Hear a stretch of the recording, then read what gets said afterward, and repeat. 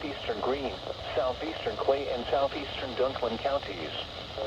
At 8:22 p.m., a severe thunderstorm was located near Rector, moving southeast at 20 miles per hour. Hazard, golf ball size hail and 60 miles per hour wind gusts. This is a radar indicated threat.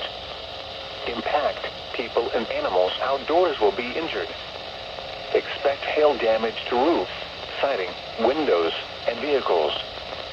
Expect wind damage to roof, siding, and trees.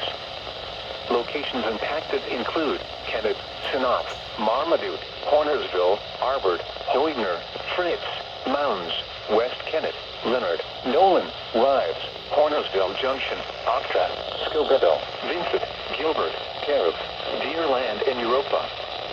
Repeating, a severe thunderstorm warning remains in effect until 8:45 p.m. for the following counties: Dunklin, Missouri,